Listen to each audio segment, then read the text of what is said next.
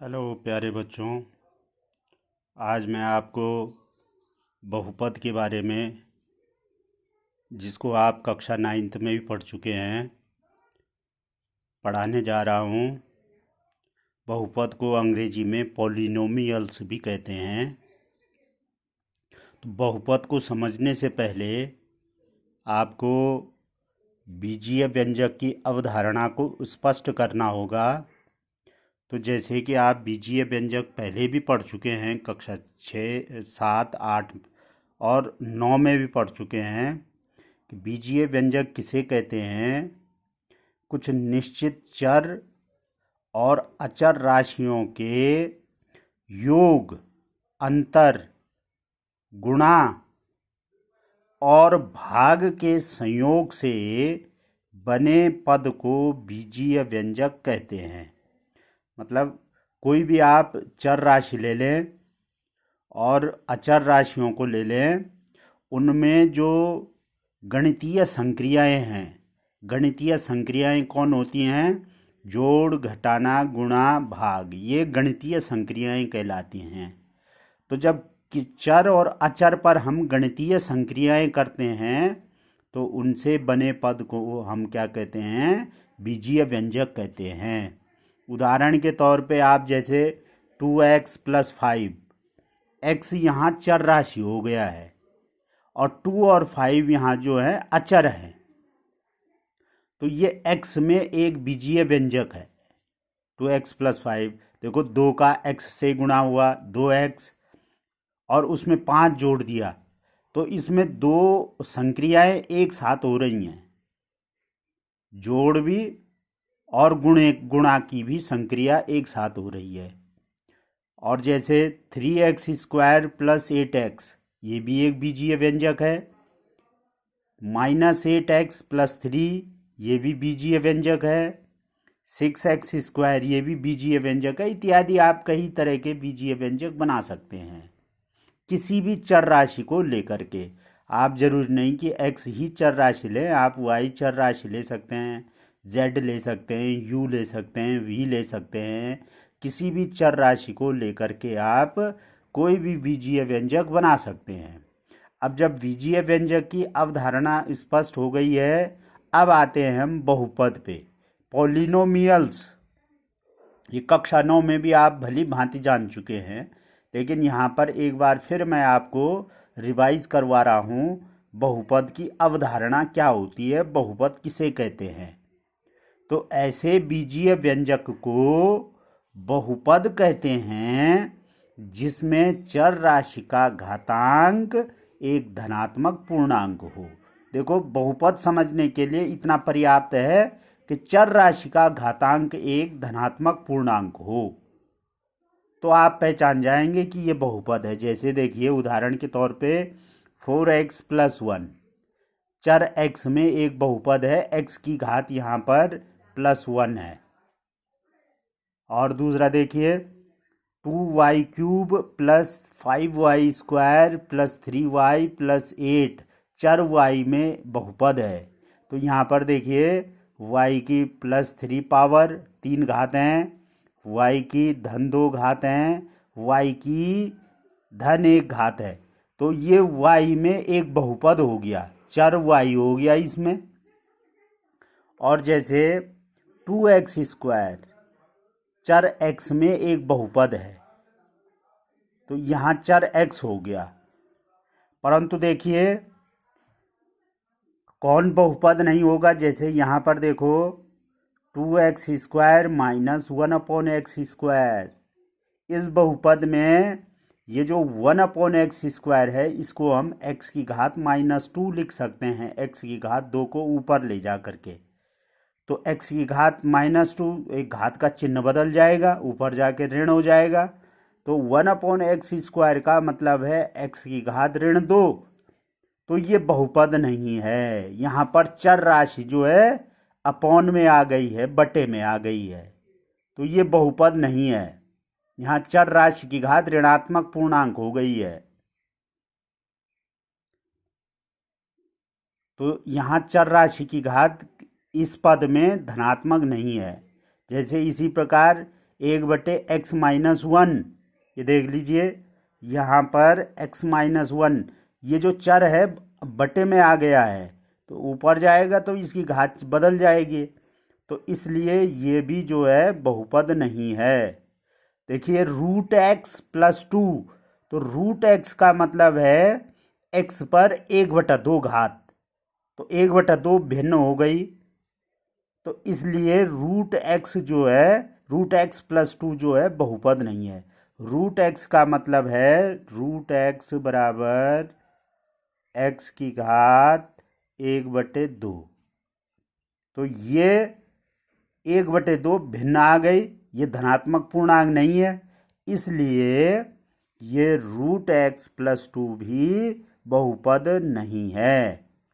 ये देखिए 1/2x² + 5x + 3, यहाँ भी देखो ये पूरा बीजीय व्यंजक अपॉन में है, तो ये बहुपद नहीं है। इस प्रकार आप बहुपद की पहचान कर सकते हैं। देखिए इस प्रकार हम कह सकते हैं कि प्रत्येक बीजीय व्यंजक बहुपद नहीं होता है। यहाँ हम देख रहे हैं ये सारे बीजीय व्यंजक हैं, जितने भी हमने व्यंजक लिखे हैं वो सारे बीजीय व्यंजक हैं, एल्जेब्रिक एक्सप्रेशन हैं, लेकिन प्रत्येक बहुपद एक बीजीय व्यंजक होता है। इस बात को आप नोट रखेंगे, इस बात को आप विशेष नोट रखेंगे कि प्रत्येक बीजीय व्यंजक बहुपद नहीं होता है, जबकि प्रत्येक बहुपद एक बीजीय व्यंजक होता है। ये आप ध्यान रखेंगे। और बहुपद को हम चर के अनुसार ही व्यक्त करते हैं, जैसे fx, gx, अगर चर x में है तो हम लिखेंगे fx या gx या hx या px इत्यादि, इस तरह से हम इसको व्यक्त करते हैं। अब आइए आप बहुपद का व्यापक रूप। तो बहुपद का व्यापक रूप माने विस्तृत रूप कैसा होता है बहुपद का। तो किसी बहुपद के व्यापक रूप या विस्तृत रूप को हम इस तरह से लिखते हैं, fx = a0 + a1x + a2x² + a3x³ + up to so on + an x⁴n। इस तरह से हम इसको व्यक्त करते हैं। यहाँ पर आप देखिए जहाँ a0, a1, a2, a3 up to so on, an क्या है, वास्तविक संख्याएं हैं, लेकिन an is not equal to 0। an जो है 0 के बराबर नहीं होना चाहिए, ये वाला टर्म। तथा n एक धनात्मक पूर्णांक है। चर x में घात n का एक बहुपद कहलाता है। तो ये आपको क्लियर हो जाना चाहिए। ये इसका विस्तृत फॉर्म है, विस्तृत रूप है। fx = a0 + a1x + a2x² + a3x³ + up to so on an x⁴n।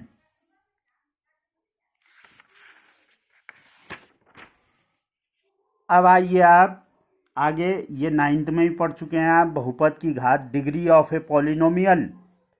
Degree of a polynomial क्या है, इसमें देख लीजिए चर x के बहुपद fx में x की उच्चतम घात, मतलब चर x की जो उच्चतम घात होगा वो बहुपद की घात कहलाती है।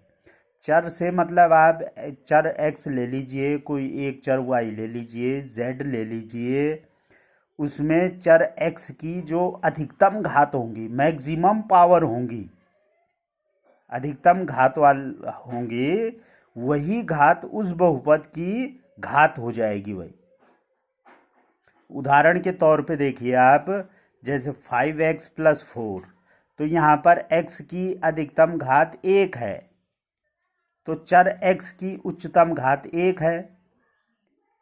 और यहाँ उदाहरण 2 में देखो 2x - 7 में चर x की, ये देखो चर x की उच्चतम घात कितनी है, 1 है। तो एक घात के बहुपद को हम रैखिक बहुपद, लीनियर पॉलिनोमियल भी कहते हैं।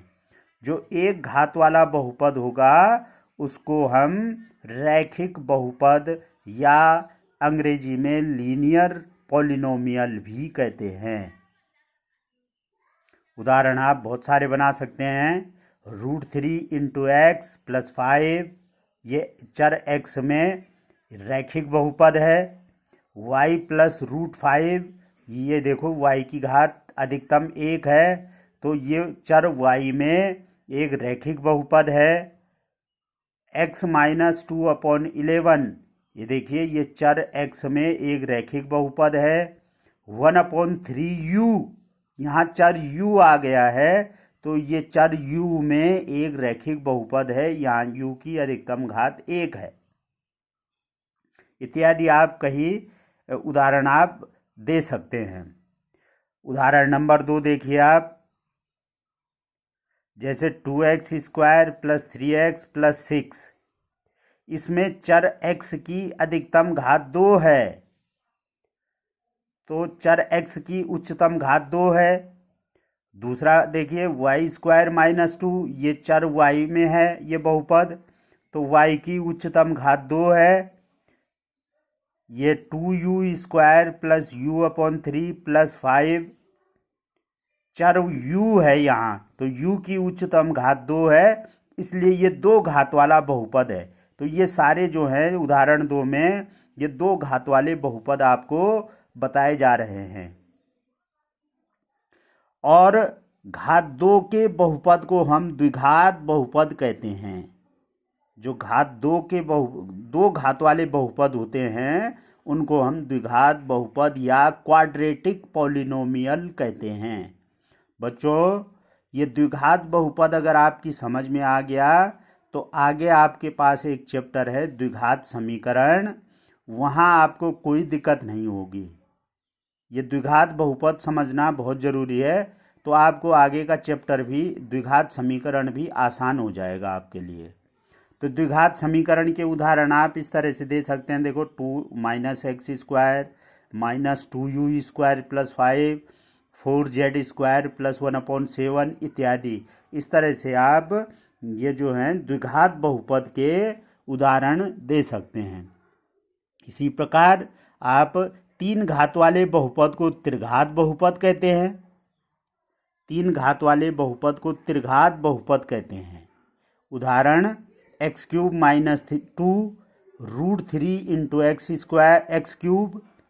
x³ plus x² minus 3x³ minus 2x² plus x minus 1।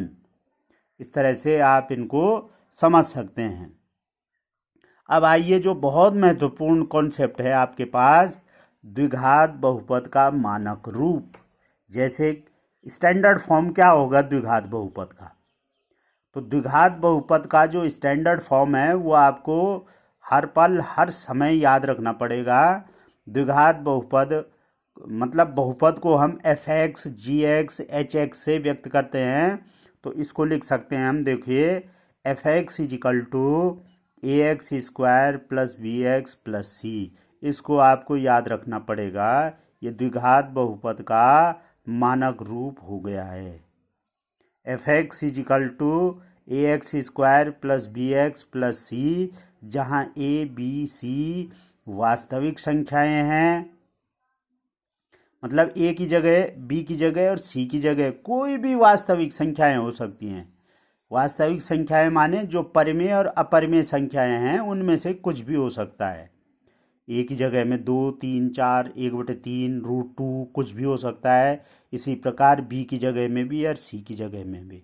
लेकिन एक कंडीशन है इसके लिए बहुत महत्वपूर्ण, कि a बराबर नहीं होना चाहिए 0। a is not equal to 0। a जो है 0 के इक्वल में नहीं होना चाहिए। अगर a 0 हो गया तो तब ये द्विघात बहुपद नहीं रह जाएगा, तब ये केवल रैखिक बहुपद रह जाएगा, bx प्लस c के रूप में रह जाएगा अगर a 0 हो जाता है। इसलिए a is not equal to 0, a 0 के बराबर नहीं होना चाहिए। अच्छा, मानक रूप में अगर हम लिखें किसी बहुपद को, कोई भी बहुपद है, तो किसी भी बहुपद को मानक रूप में लिखने के लिए चर x की घातों को चर x की घातों को हमेशा आरोही या अवरोही क्रम में लिखते हैं। चर की घातों को आरोही या अवरोही क्रम में लिखते हैं। जैसे ये है 5x + 3x² + 5 - 7x³ को मानक रूप में लिखिए। तो देखो हम x की घातों को अवरोही क्रम में लिखेंगे। तो x की घातों को अवरोही क्रम में लिखेंगे माने सबसे पहले सबसे बड़ी घात वाला पद, तो ये देखिए -7x³ ये सबसे बड़ी घात वाला पद आ गया, 3 घात वाला। तब इसके बाद 2 घात वाला + 3x², तब 1 घात वाला + 5x, और तब अचर पद जिसके साथ x नहीं है, समझो चर राशि नहीं है। तो ये मानक रूप हो गया इसका -7x³ + 3x² + 5x + 5, ये स्टैंडर्ड फॉर्म हो गई, मानक रूप हो गया इसका।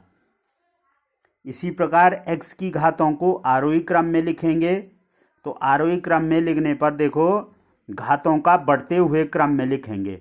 तो पहले अचर पद आ गया 5, तब 1 घात वाला 5x, तब 2 घात वाला 3x², और तब 3 घात वाला -7x³। ये इनके मानक रूप हैं। तो अधिकतर हम जब मानक रूप में लिखते हैं तो हम क्या करते हैं, अवरोही क्रम में ही ज़्यादातर लिखते हैं। अवरोही क्रम में ही घातों को अधिकतर हम लिखते हैं मानक रूप में। अगर आपने आरोही क्रम में भी लिख दिया तो वो भी कोई दिक्कत नहीं है, वो भी सही है। तो इस तरह से ये आप नोट करेंगे और इस बात पर ध्यान देंगे, बहुपद को समझेंगे। और हाँ, एक बात और बता रहा हूँ मैं आप लोगों को बच्चों, विभाग की तरफ से जनपद रुद्रप्रयाग में ये संवर्धन ऐप आपको अपने मोबाइल फ़ोन पर डाउनलोड करना है। संवर्धन ऐप, मेरा विद्यालय, मेरा मोबाइल मेरा विद्यालय, मेरा मोबाइल मेरा विद्यालय, ये संवर्धन ऐप के अंतर्गत है। इस ऐप को आप अवश्य डाउनलोड करें। उसमें कक्षा 9, 10, 11 और 12 के लिए कुछ पाठ्य सामग्री, कुछ प्रश्न उत्तर भी हैं, उनको आप हल करें और उस लिंक पर भेज दें। लिंक मैं इस ग्रुप में भेज रहा हूं, जिस लिंक को आपने अपने मोबाइल फ़ोन पर डाउनलोड करना है। Thank you. इसकी फ़ोटोकॉपी में आपको भेज रहा हूं बच्चों। ये आप अपनी कॉपी में नोट करेंगे और एक कॉपी मैथ्स की तैयार कर देंगे। आप डेट वाइज काम करेंगे सारे बच्चे। ठीक है, ओके, थैंक यू।